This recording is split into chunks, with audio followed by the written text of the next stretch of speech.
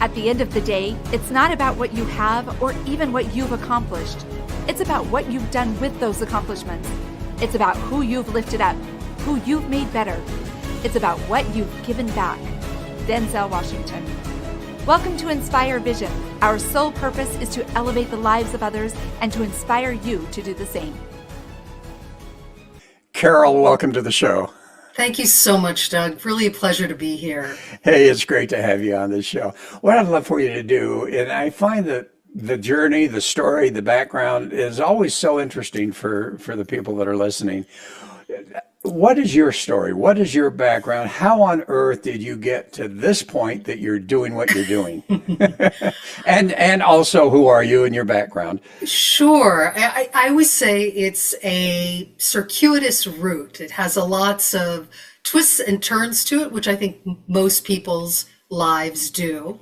But currently, I'll start with where I am currently and track back a little bit. Currently, I'm a consultant and I specialize in confidence and communication for executives who want to be more visible in the workplace.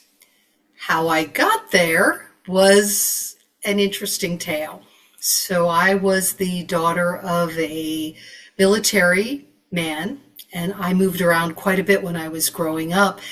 And that primed me for connecting to people or learning how to connect to people. I had to figure out how to make friends with people wherever I went. And from that, I became fascinated with people. I just like them. And fast forward, I went to school and I got a degree in psychology and communication because I, again, am very interested in how we connect to ourselves and then how we connect to other people. And I came to New York City, and at first I pursued an acting career because that's where I thought I was going to land. But soon I realized that what I was very much interested in was sharing my knowledge, not playing a part in a play. So I went to school, and that's where I got the degree in psychology and communication, and then I got a master's in social work. I opened a private practice and was in private practice as a therapist for a while. And then I had the bug to be in front of people. Again, not as a performer, but just I liked that whole idea. And I started to go out and speak about psychological issues, stress, depression, anxiety, where it all comes from. And people started to approach me about teaching them to present. And I had never really done that before. And organically, I started to build this other career of helping people communicate what they do in a more confident way. So that's the whole journey condensed. Okay, great. And great story. And so my question is, obviously you're working people in business now on how to communicate. And as you say, how, if there's giving talks and so forth, how to present themselves. How does that apply to the everyday individual that may not be in that level of business? Well, the way it applies is that we still need to be able to have a sense of confidence and then a sense and an ability to be able to communicate our confidence no matter what situation that we're in. Maybe we're dating for the first time in a long time. We want to be able to talk about ourselves from our own personality, not anybody else's. We want to be able to share ourselves and have the confidence to do that. Maybe you're a parent and you are involved in the PTA and you have some ideas that would make things better for your children in school. You want to be able to communicate that. Or maybe you want to get involved in your community and you have some ideas how to make your community better. You want to be able to communicate your ideas because you can have great ideas, but if you are nervous or shy, which we all are to some degree, but if you can't get the words out, if you can't get your ideas out, it's not going to help you feel like you're advocating for yourself and other people. And what percentage would you say that at least the people you know and in general, what percentage of us actually hold back on what we really want to say because of that lack of confidence? I couldn't even give it a percentage. It's interesting. I've never been asked that before, but I would say it's situation dependent because I talk a lot when I go out and speak about confidence that we can be confident in one area, and then we have this area which I call our confidence kryptonite, where either it's a certain person or personality type or a situation that causes us to hold back. So I think we all have times in our life when we can't speak up the way that we want to. If it's an ongoing problem, that's when I think it requires some introspection and some self-study. Well, and you talk about personality types, so that just triggered something for me. Um, do you use do you use personality types, and do you find that there are specific personality types? And by the way, I'm very familiar with the DISC, the advanced DISC, not just the general one. Do you find that different personality types kind of have a proclivity either to be able to, share their thoughts and so forth, where others tend to be a little bit more shy or a little bit less confident? And does it have to do with personality? Well, it's interesting. I don't use personality types. I've never done any kind of pathology diagnosing. Even when I was a therapist, I generally sat with who was in front of me. Of course, I studied it in school, but it was really like, what am I getting from this person? And what I tell people when I coach them is there's a certain half, and I'm generalizing here, but there's a certain half of the population that can say what they mean and they can jump in and express their opinion. And then there's another half of the population who require a bit more of a launching pad to get into situations where they're expressing their opinion. Now, the first group, that standard has been the one that many of us have been held to. That's the way we should all be. We should just speak up and speak out. But that's not true. This other group of people who have many, many important things to say and great insights need to embrace and accept that they can converse and share their opinion using a different style, and it is just as legit. Okay, and I'm gonna hit this just a little bit, okay? And I don't disagree. But what my thoughts are is, you've got your extrovert left brain. They have no problem saying what they think. It's just the way it is. I think there's a smaller percentage than that. But anyway, and then you have the left brain analytic person who, like the doctors and so forth that are just, really focused on things, and they like to be kind of left alone and just analyze and so forth. Whereas you get over to the other side, which are the right brain, which tend to be more friendly and love to get along with people and chat, all of that. But what I find also is that they seem to be ruled by emotions a little bit more. And do you find that it's those internal emotions and even sometimes subconscious emotions that are limiting their confidence to be able to say what they want to say? Or what are the factors that are causing that lack of confidence in your mind?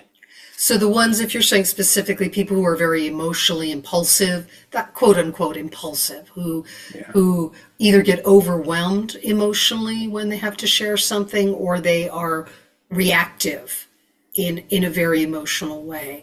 Is that what you're asking about that? Exactly. Yeah. And now I forgot the question. What was the question again as we clarified that? What is causing the lack of confidence in your experience? What is it that causes this lack of confidence for individuals who really want to be able to speak their mind or speak their truths, and yet they're not, and they don't? Sure. I have found that either it's early conditioning and messaging, that if you have been told or you learned by listening that you were a certain way, that who you were was not a good enough person, that tends to have people hold back. They feel that if they were to express themselves, they might be shamed or blamed. And then they carry that into professional environments or into their community. So it's not just, oh, I'm a little nervous about sharing my opinion. It's, I'm afraid that if I speak my truth, I'm going to get in return, fill in the blank, whatever you received growing up, whether it was criticism or yelling or being told to be quiet. And that causes people to start to shut down and feel a deeper insecurity. Because confidence for me is really a self-esteem issue. If you don't feel good about yourself, you're not putting yourself out in any way. And I feel like that early messaging is what causes people to hold back. So when you're working with a client that you can obviously see that that is occurring, how do you help them to actually get in and do that deep inner awareness and work that most of us really are, in some cases, afraid to do? Well, I always ask a couple of questions like, are you aware of why you're holding back? I mean, since I'm not acting as a therapist in those situations, but having the therapeutic training really, really helps. And in a coaching situation, I'm not crossing those modalities. Coaching is coaching, therapy is therapy, though of course they dovetail. They intersect, yeah. That's intersect. right. I always believe that though you should know your scope of practice. If I'm a therapist now, I'm a therapist now. If I'm a coach now, I'm a coach now. But to get to your question, so I'll ask a couple of questions. Are you aware? If you're not, sometimes people are aware specifically about childhood stuff. Some people have shared with me cultural stuff because I coach people from different countries and they're aware of the cultural messaging about being seen. And then from there, I really then offer strategies and techniques for them to practice. And then we talk about it and then we practice it again. So it's what is it? And then how do we move forward with it? And then a lot of discussion of how did that feel? I felt good, I felt bad, I felt nervous. What do you think would help? So it's a lot of conversation and attunement, as you know, which is what helps people move forward. Well, and as you talk about that, you talk about strategies of how to move forward and so forth. Do you really delve into that subconscious stuff? And as you then develop the strategies for them and help them to, develop strategies within themselves, do you find that that tends to go away? Or have they just kind of outweighed the other part of it? Or do they find that they actually find peace and let go of those internal beliefs and experiences that they had as children or otherwise? Over time, certainly they do. I mean, sometimes I will work with someone over a long period of time, an executive. I'll do a contract and I really see it, which is the pleasure of coaching when you're applying strategies. What I think, because my whole background is I'm somatically trained. I'm a big body mind person. So I have training as a body-oriented therapist, and you probably have seen this as well. You can see when it clicks. You can see when someone just relaxes and or lights up. And you can also see when there is that, I don't want to go any further. I don't want to go any further here, so we don't. That'll be for another session. I'll take them to that point and then move on from there. But I have seen people, their face opens up, their posture changes, and then because I record sessions, if it's a presentation session, I record sessions, I then say, look at this. How you felt about yourself on the inside is actually not what's being reflected on the outside. That's also a great tool for them. Wow. So you talk about the body-mind relationship and the body-mind intelligence. We talk about IQ, we talk about emotional intelligence. This is the first time I've heard about body-mind intelligence. Could you share what that is? Certainly. I was trained and experienced myself a somatic type of therapy, which is based on the belief and theory that we not only process trauma and stress in the mind, but we also process it through the body. And that over time, if we don't process that stress, if it's not released, it shows up in psychosomatic symptoms, such as I had a client who had tremendous jaw pain, like just a lot of pain. It caused her headaches, went to the dentist, nothing wrong.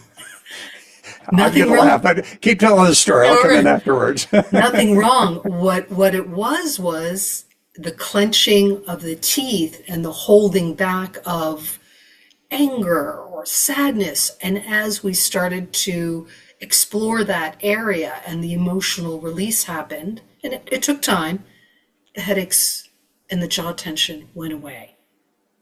So that's what I mean.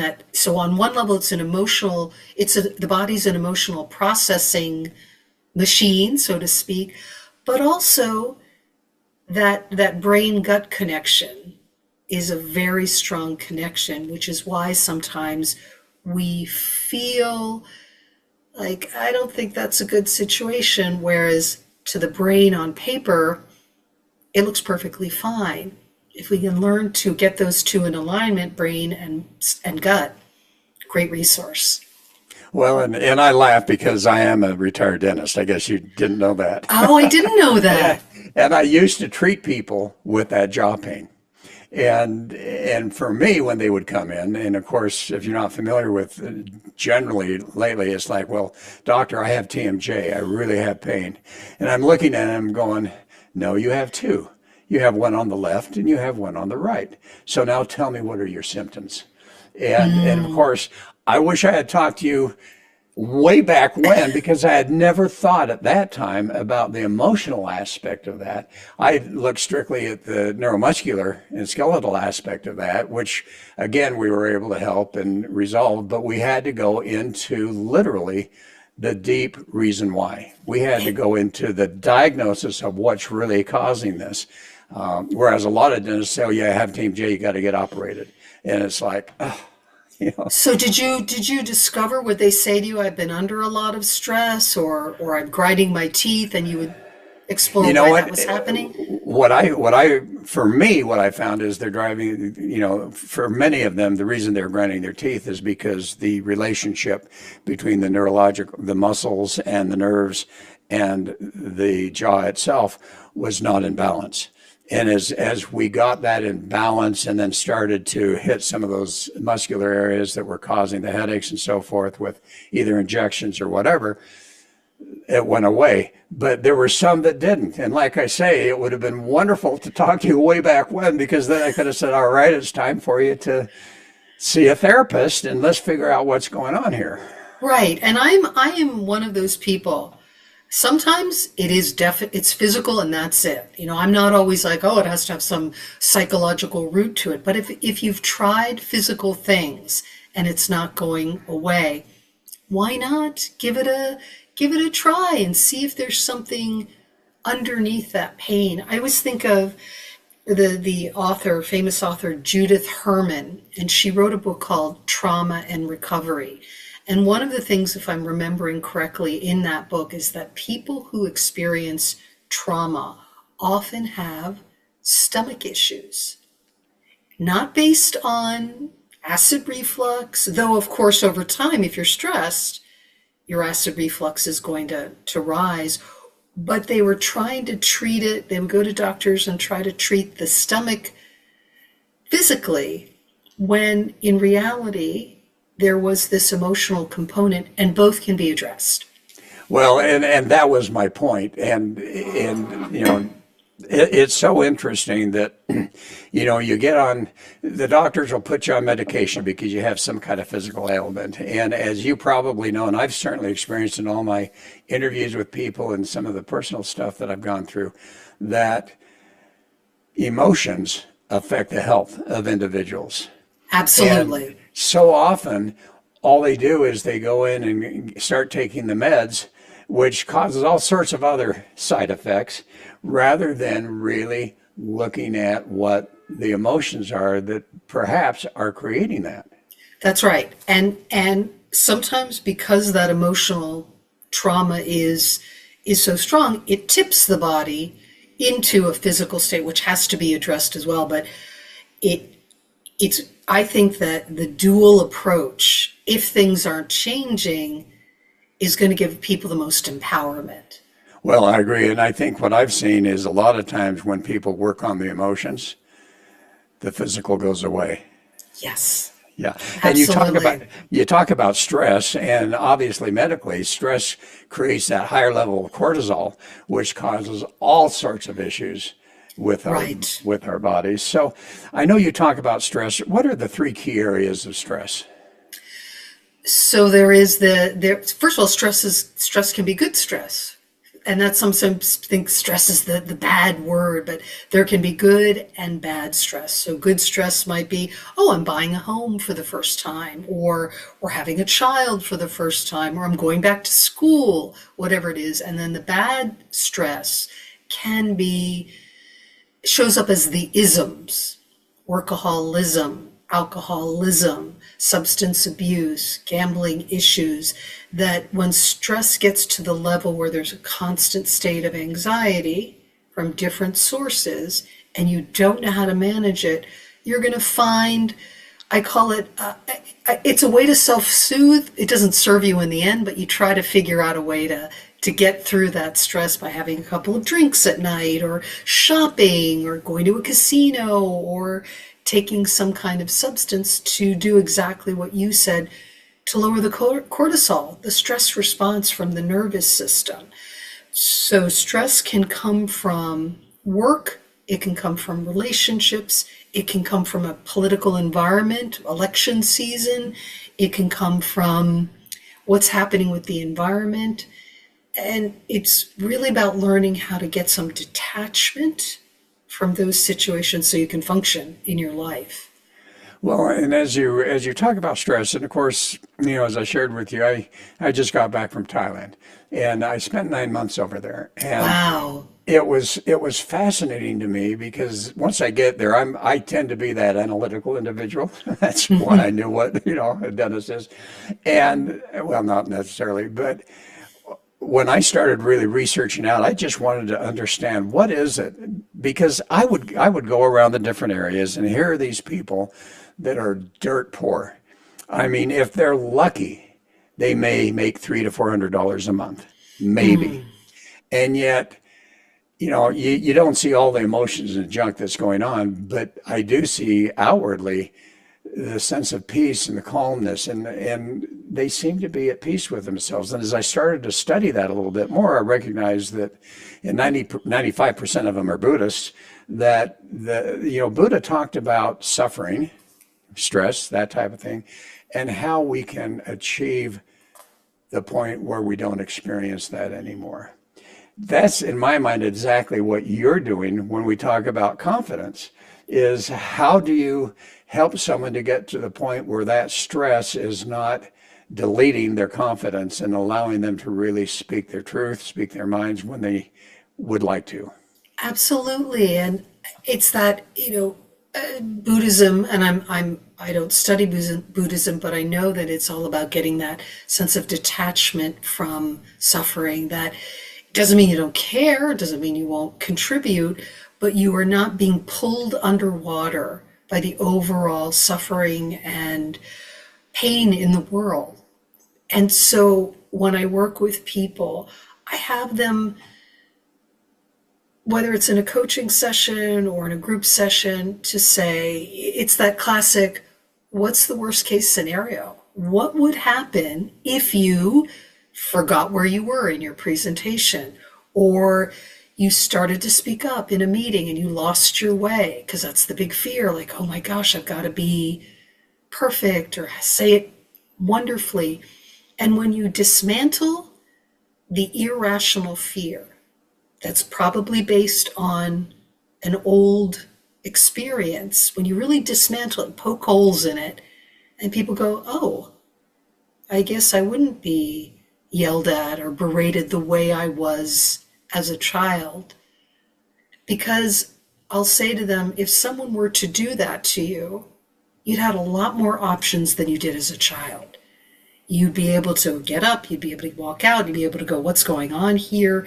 You don't have to take things the way you did when you were in a powerless position in the past.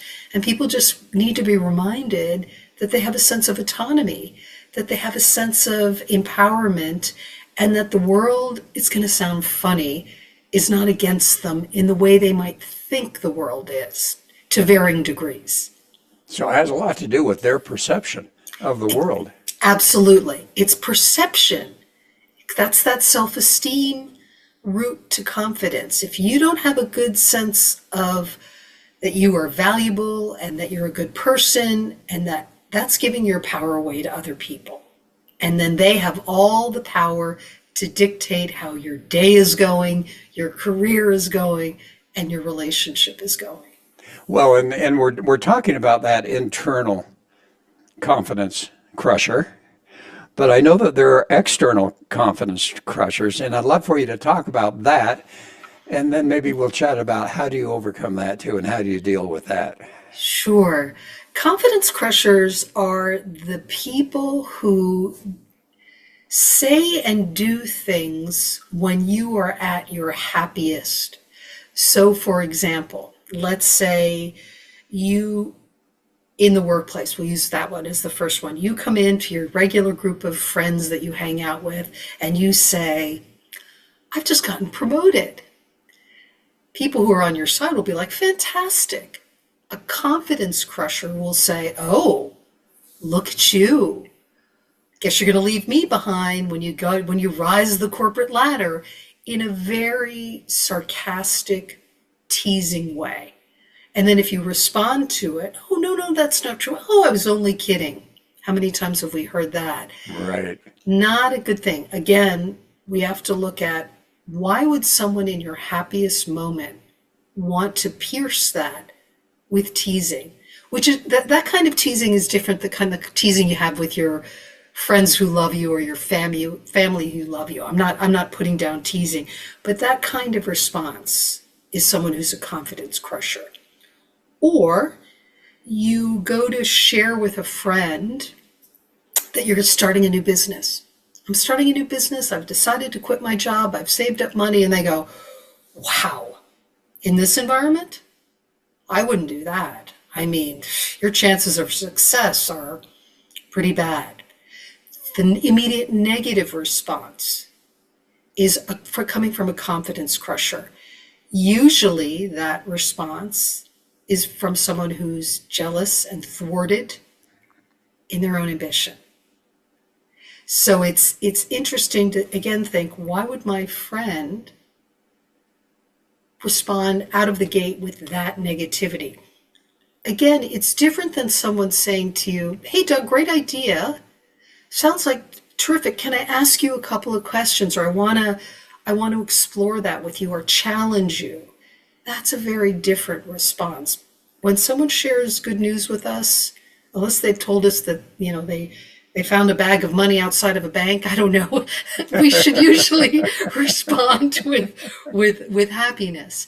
And then the final one is confidence crushers who question everything that you do in a critical way. Well, I've decided I'm going to get married to so and so. Really? What about this? And what about that? Do they earn enough money? Are you going to give up your place? Why would you do that at this point in your life? So instead of oh, that's fantastic, I'd love to hear more. And then if you hear some red flags, you can question. But again, confidence crushers come from a place of low self-esteem. And and here's the other question, how do you help people to understand that it's nothing about them, but rather it's about the confidence crusher and whatever emotional issues he's dealing or she's dealing with? I think it's that detachment that we're talking about. First of all, you're like, ooh, that doesn't feel good when that person says that. To really, and sometimes this comes from, you have to step away in order to go, why did my colleague at work respond so negatively? And sit and think, is that their usual response to the world? Are they threatened by me achieving? Why is that? You don't have to fix it, but to take some time to think and to really affirm for yourself that someone responding negatively to good news, there's something off there. When I was going through my coaching certification, the fellow brought up something. He says, in relationships, this is what you should do, but don't ever do it. And it's like, okay, he says, when you're in a situation where, as you're talking about, someone is being unkind, is a confidence crusher, he says, the question you want to ask is, so what emotions came up that make you feel that way within yourself? And he says, you don't want to do that or you're going to get a divorce in a relationship. but the reality is you can do that in your mind. And if you have gotten to the point where you have enough confidence, that when someone does that, you can think to yourself, all right, I wonder what challenges have you had in your life? What emotions are coming up within you that you would actually do that to a friend or That's right. otherwise? Otherwise, and you can, because people say to me, well, what do I do in the moment? You can, I would say, hand it back. So I come in and I say, oh, I just got a raise. I'm going to be promoted as a manager. I guess you're going to leave us all behind. Silence. Or you could say, what do you mean? Hand it back. Ask them, what do you mean? Well, it seems like, you're just going ahead. Yeah. Aren't you happy for me? Like, challenge it in the moment. So that's one thing if you want to practice that. Or you could say, we'll see. Oh, I've got to take a call, and get out of the energy. You don't always have to take on things immediately. So the choice is to engage by handing it back. The choice is, if you know the person well, to say, Doug, that's kind of a strange response to me telling you something that's making me happy. Can I ask you why? Oh, it was a joke. Well, I have to tell you, it's not really funny to me. Oh, you're so sensitive. And again, how you're responding to me is kind of strange. What's going on? Or you do the quick, well, we'll see if the corporate ladder takes me high and I got to go. I have an appointment. So engage, explore, or get out. And how many people do you find, because of whatever subconscious limiting beliefs they have, tend to surround themselves with confidence crushers rather than surrounding themselves with those positive responses? Great question. So many people do. And until they start to become aware of, this energy is very similar to the energy I grew up with. So, for example, in my first book, I share the story of a colleague who gave up a successful career in finance, was thriving because she wanted to become a nutritionist. That was her passion. And she had a parent who was like, why are you doing this? You have a great job. Why would you take that risk? Again, the parent had fear and was projecting it onto my client. And so my client said, I'm doing it. My colleague said, I'm doing it. And she achieved a registered dietitian degree. The first person she wanted to call was that parent who had a negative response the whole way. And we had a discussion because we were friendly at that point. Like, why do you want to do that? How about filling up with people who are really genuinely happy for you before you make that call? So we tend to recreate subconsciously actually, family dynamics. We just tend to do it. We end up with versions of our caretakers, mother, father, grandmother, aunt, whoever it is, whoever raised us. We tend to recreate those dynamics in our relationships, both the positive qualities and the negative ones. Well, and as I was doing different, studies and so forth, when I went back to business school, and it was very much on behavioral approaches in many respects, one of the things that came out was, when you have an environment that is not uplifting, you need to disconnect. And that can be really tough, particularly if it's family members, if it's parents, if it's brothers, if it's sisters, or even in work. And I'm sure where you're working in the corporate community, how many times do you find that there's a culture there that is affecting your client to the point where they really need to disconnect and maybe even move on to a different job or whatever that happens to be? That's right. Change what you can. If you can make some changes, if you can take it on, if you can say to that person, even if they are superior in the sense of their role, hey, something's going on here. Can we talk it through? But you're right. If it is not changeable, you have to separate, or else you will, we're talking about the stress, you'll start to get overwhelmed by the stress and it'll affect you body, mind, and spirit. Well, so as we talk about that authentic communication, let's define that. What is authentic communication, and how do we actually not only experience it, but do it? I believe the first step is accepting yourself as this valuable person, because once that's in place, all other things flow. Whether you make a mistake, whether you have a success, if you feel I'm coming from the best place possible, I didn't mean to hurt my colleagues' feelings, I didn't mean to hurt my romantic partner's feelings. I did, but I'm really a good person. It's not because I'm horrible. You can then learn to express, like a gate comes off. You can then say things like, I really messed up. I really messed up, and I'm so sorry. Please accept my apology. Let's work it through. So authentic communication comes from having an authentic sense of self. And then how you do it. Remember, people don't have to reach that standard of just being the most gregarious person in the room. They can be a quiet person and still speak authentically because they believe that what they have to say will contribute to the conversation. And sometimes if you really have that confidence, you learn not to say anything in that particular environment. Very, very true. Pick up the vibe in the room, right? This is not a good place to step in. Very true. That's that trust. Yes, and as you're working with people, and there's different words for it, that inner confidence, that divine within.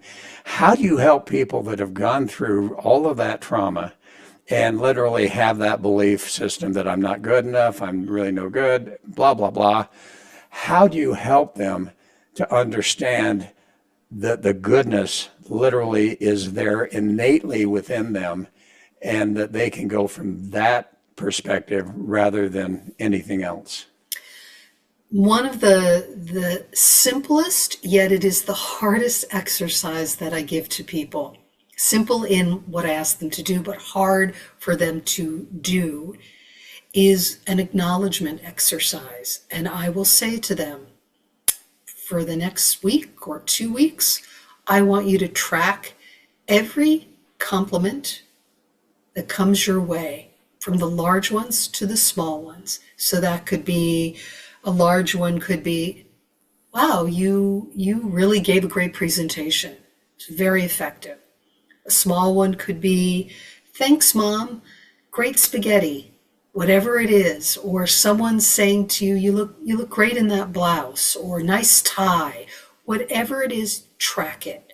Now, so that seems easy, and then people will reluctantly and will do it because the biggest thing, Doug, that I've seen is people tend to dismiss compliments. People whose self-esteem is not in place will be like, yeah, well, yeah, but, yeah, not as good as so-and-so, whatever it is. The hard thing is then to share it either with me or another person. That's when people feel, ooh, am I allowed to do that? Am I allowed to share with Doug that I got a compliment at work? Can I share with my best friend that my date told me it was the best date ever because of how nice I was? It's the permission to first accept the compliment and then share it. I love it. So you've written some books, and I think it's the last one was Worried Sick, or is that your latest book? Yes, latest a Okay. while back. Yes, I'm working on Okay. another one, but that's my Okay. latest. So the Worried Sick, and I know that there's more to that name than just that. That's all I wrote down. What is that book all about, and why did you write it? I wrote it because, again, it was out of my fascination with how worry does affect us in mind, body, and spirit. That there is such a thing as chronic worrying, where it becomes a defense against the world. So a chronic worrier is someone who checks the weather forecast, is the one who plans for all contingencies on a trip. Again, there are positive parts to that, but they can't relax. They can't be like, well, if it rains, it rains. Or I don't have to keep watching the most gloom and doom news broadcast just in case. Chronic worriers are just in case people. And it can start to wear them down because they are living life with a caution that can hold them back from their own dreams and desires. A little OCD. Yes, yes. And again, chronic worry is a way to manage anxiety. That's what's driving it. It's an anxiety. Are there times when being a good warrior is a good thing? Absolutely. But if it's keeping you from going for that promotion or dating or moving because you're so afraid of the what ifs, that's something you have to start looking at. Or as we talked about earlier, you have the jaw or the stomach or the shoulders, or you're so physically tense you can't enjoy your life. Well, and it's tough. I talk to my kids and myself about new adventures. And I think that that's the big challenge is, oh, here's a new adventure. I'd really love to get involved in it. And yet, as you say, then comes the worry, then comes the stress, then comes the confidence lack of, and it can stop you from actually doing something new as an adventure that may be an incredible experience. That's right. And so with a chronic worrier, one of the best ways to unhook from that is to disrupt it. So if you find yourself, oh, I'm going to plan a trip. We're going to go to the Grand Canyon. Oh, what if it rains? What if the canyon floods? What if someone falls over the edge? I mean, all of this doom and gloom. When that starts to go on, you have to disrupt it. Get up, get out, wash your dishes, play a game on the computer, go outside. You can get your mind to focus on something else so that rumination doesn't drive you to never leave your house. All right. And time runs by so fast. So we're running out. But what I'd love for you to do is share with the audience, if there was a message that you wanted to share with them, a short message, what would that be?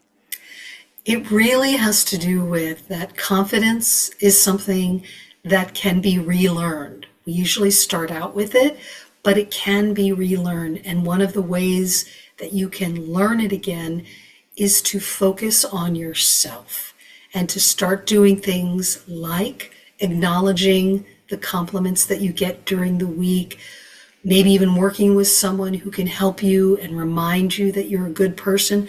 But start with you first. Clear out all of the blocks that are stopping you from being the person that you want to be. It will pay off. Yeah, I love it. So how do people find you, Karol? Sure, you can go on my website, which is Karol with a K, Karol, WARD.com.